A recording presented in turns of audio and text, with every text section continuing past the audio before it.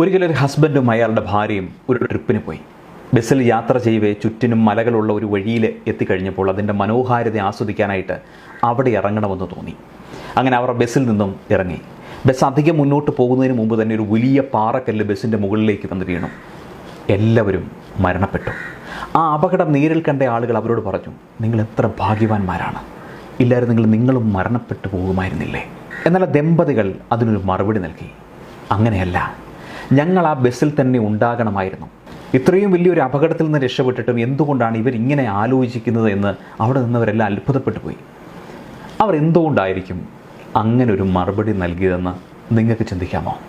അതിൻ്റെ കാരണം മറ്റൊന്നുമല്ല, അവർ ആ ബസ്സിൽ നിന്നും ഇറങ്ങിയില്ലായിരുന്നെങ്കിൽ ആ സമയത്തിനുള്ളിൽ ബസ് പാറക്കല്ലിനെ മറികടന്ന് മുന്നോട്ട് പോയാനേ. അങ്ങനെ വലിയ ഒരു അപകടം ഒഴിവായാനേ.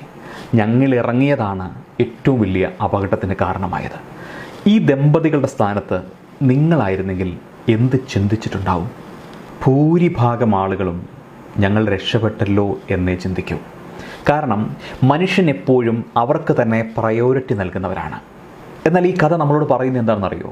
നമ്മളുടെ ചിന്തകൾ മാറണം. നമ്മുടെ ജീവിതത്തിലെ കാര്യങ്ങളെക്കുറിച്ച് മാത്രം പോസിറ്റീവായി ചിന്തിച്ചാൽ പോരാ, മറ്റുള്ളവർക്കും അതിലൂടെ നന്മ കാണാനായിട്ട്, നന്മ വരാനായിട്ട് ആഗ്രഹിക്കണം. സഹജീവികളോട് സ്നേഹവും കരുണയും എമ്പതിയും ഉണ്ടായിരിക്കണം. അപ്പോൾ മാത്രമാണ് നമ്മൾ മനുഷ്യരാകുന്നത്.